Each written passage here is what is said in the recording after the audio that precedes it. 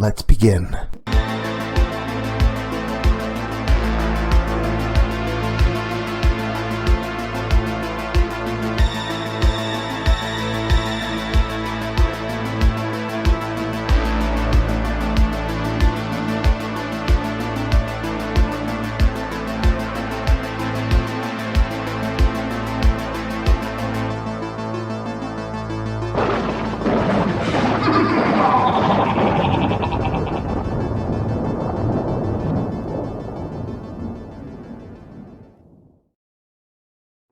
Hey there, scary story fanatics. Welcome back to Cleaving Thought from Bone with your host, Sociopathic. It's time for a reboot to stick to your ribs and your mind. After all, once you learn the truth also learns of you. So there's no point in hiding. Settle in by your monitor screens for a story that I like to call the Malice Sap.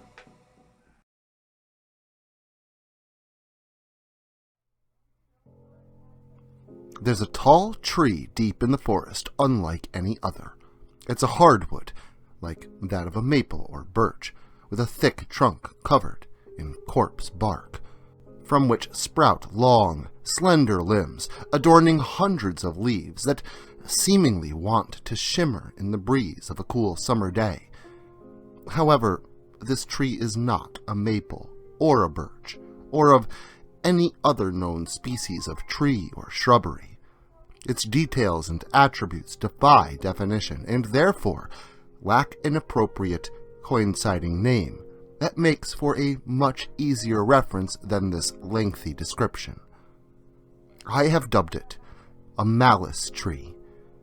I should say that I have only recently arrived at this label, as for a long while, this ageless construct of timber was a source of pleasure, seclusion, and safety.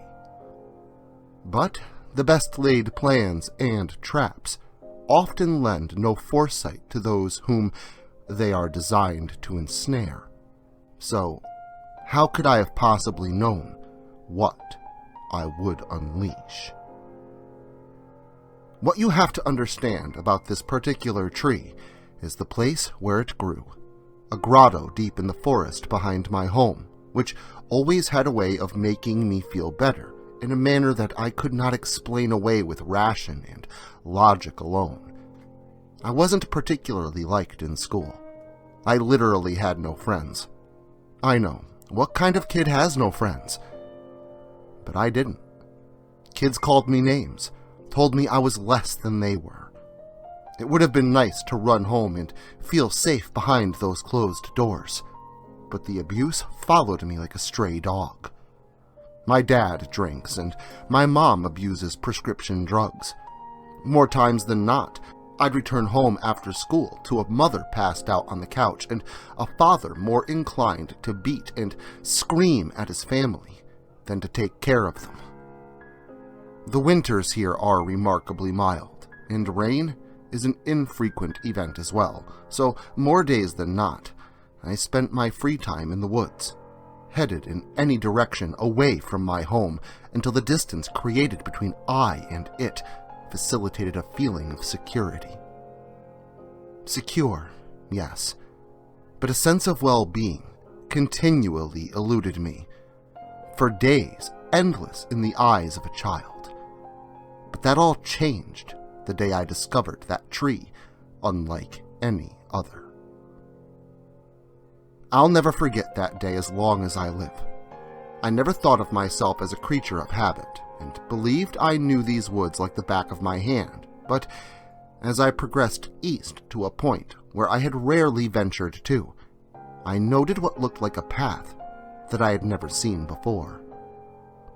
I assumed that I had overlooked it because of my infrequency in the area, that the overgrowth, low-hanging branches, and thick bramble had obstructed my detection of it.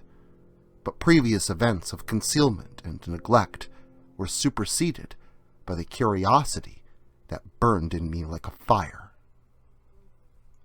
The meadow-like opening that sprawled out before me displayed enough enchantment and mystery in its appearance alone to let me know that there was something special about the location that I had literally just stumbled upon. The grass that now grew in the open sunlight above rose tall, bright green with life. Rays of light scattered through the canopy's circumference like warm butter through a mesh, cascading to the ground beneath. And my skin, in a warm embrace, not unlike that of my most favorite blanket. Smells of juniper, lilac, pine, and more blended together in a barely detectable potpourri that was both delicate and sweet. Small puffs of pollen and dandelion hairs wisped about in the air like a barrage of fairies putting on a show just for me. But there was something tall, looming, and so pronounced that it practically grabbed my attention resolutely and almost refused to let it go. The object, of course, was none other than the tree.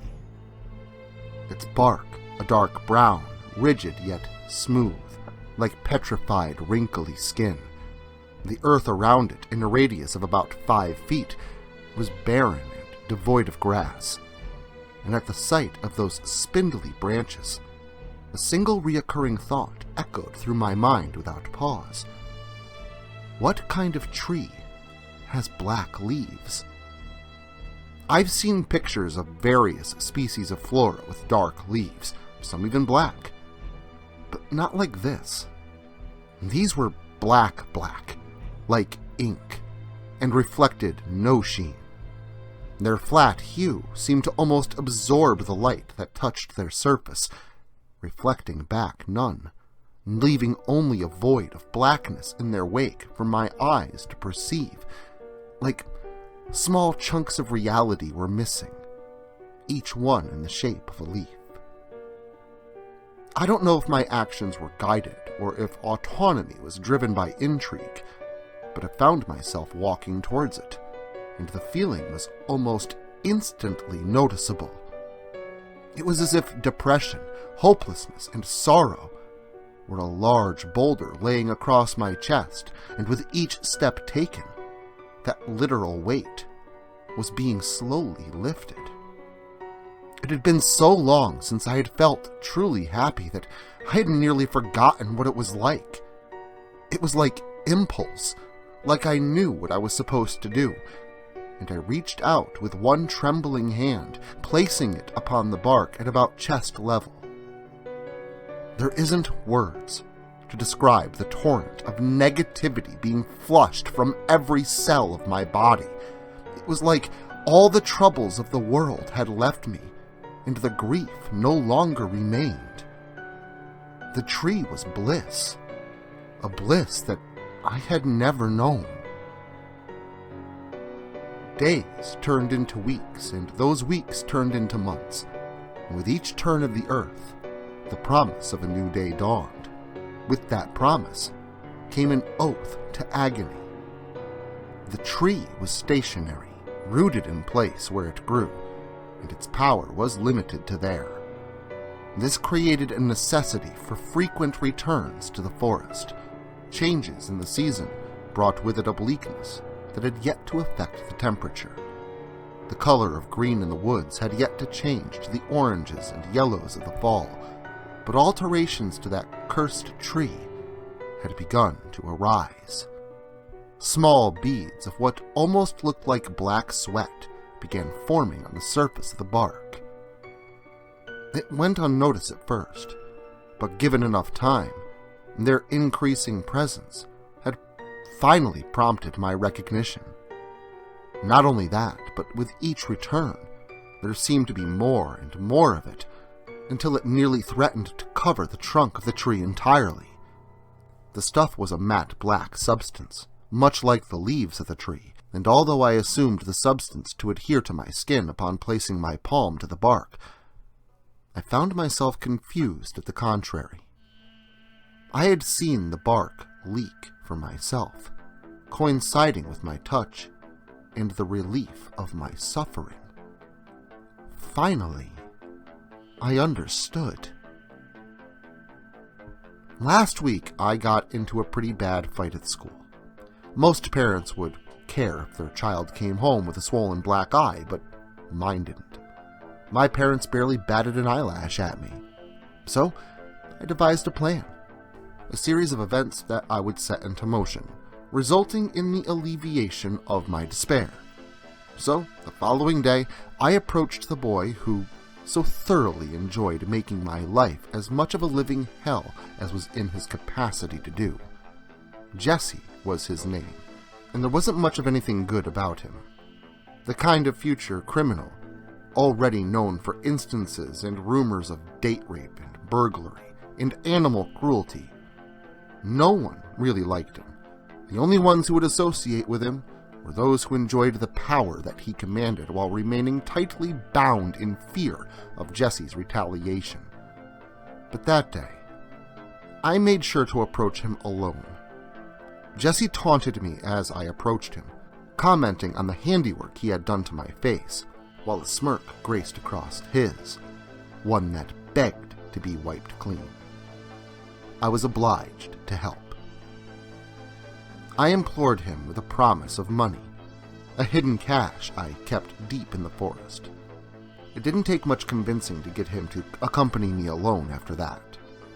He claimed agreement in sparing me his malevolent attention upon delivery of my promise, and he may have been telling the truth, but it was too late for him. When Jesse first saw the tree, a look of astonishment at first glance seemed to mimic my own. He looked at me with questioning in his expression, and I told him all that which he sought to procure lay within a soft ball-sized knothole in the side of the trunk. Eagerly, Jesse ran up to the tree, finding the void that I described to him, and stuck his hand inside, expecting over $100 to meet his touch. But I knew he had no way of avoiding contact with the bark, and when his flesh made contact, a grotesque transformation that I did not expect played out before me. The suddenness of it, jarring and paralyzing, leaving me with no choice but to watch unflinchingly as, for lack of a better word, Jesse was absorbed into the tree, or at least most of him. Jesse screamed in terror as he desperately tried to pull himself free, a trepidation that increased when he placed his other hand upon the trunk for leverage, only to become further bonded.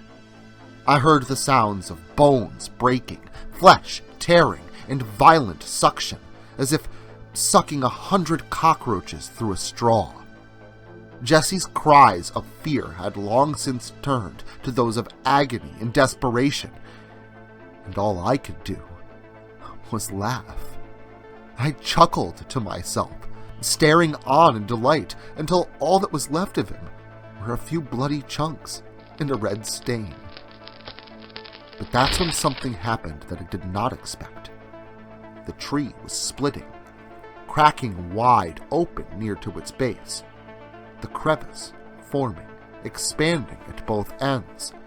A thick, black fluid began to ooze from the void like a wound, but thicker than blood, pouring to the foot of the tree at its roots. Nearly torn in twain, the cracking noises had ceased. The splitting of the tree stopped, but the black fluid heaped at its base, churned and heaved, expanding upwards at its center. Slowly, but efficiently, I watched in shock, unbelieving, the image of thick, sap-like material forming itself into something resembling a humanoid. I began to wonder why I wasn't running, and then redoubled my efforts to do so. That's when I realized some unseen force was holding me in place. I couldn't even will myself to blink. And that's when it spoke to me. This human-shaped mass, completely covered with a sticky black ooze that looked blacker than most of the pitch of deep space, dangling strands of the same from every part of its body, leering over me at what must have been at least 6 feet tall, with no facial features at all. It began to speak to me.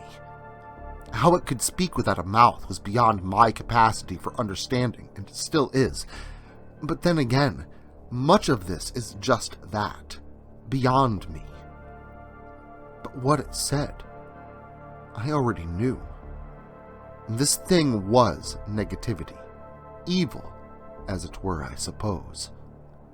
The tree, it would drain me of all my bad thoughts and emotions and take them for its own, like the willow seeking and drinking its water. I couldn't explain it, but I knew those beads of black sap were concentrations of negativity and pain. My pain. Jesse was mostly evil. I already knew this, and the little that remained of him was a testament to my assertion. But I could have never expected this concentration of evil and anguish to take on a sentient life of its own, deciding my bounty of pain was too limited for considerable sustenance. The thing let me go, and I ran all the way home.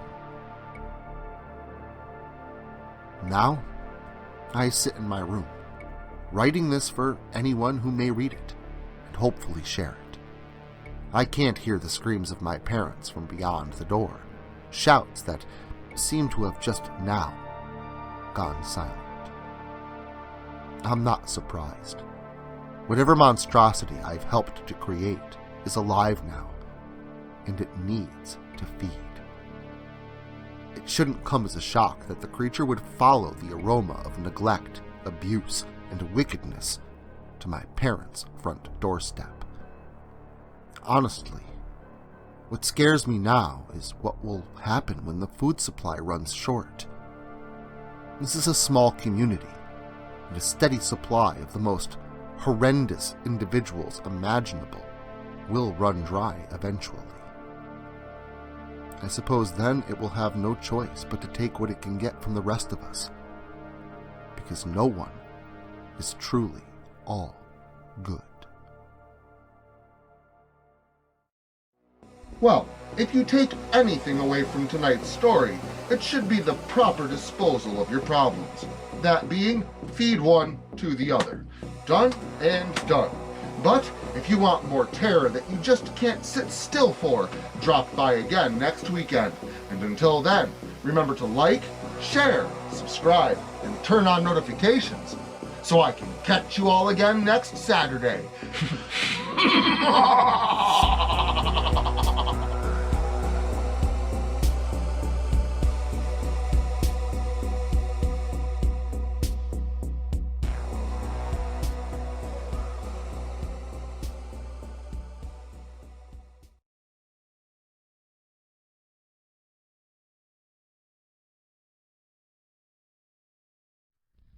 Social media can be very unpredictable, especially regarding horror content.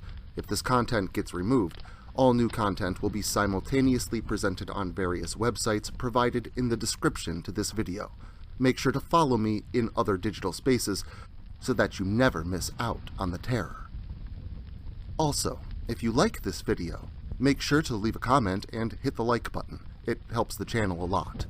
If you're new to the channel and you enjoy what's here, consider hitting that subscribe button and the notification bell so that you never miss an upload. Writing is a dream of mine, and it's all of you that make that dream come true.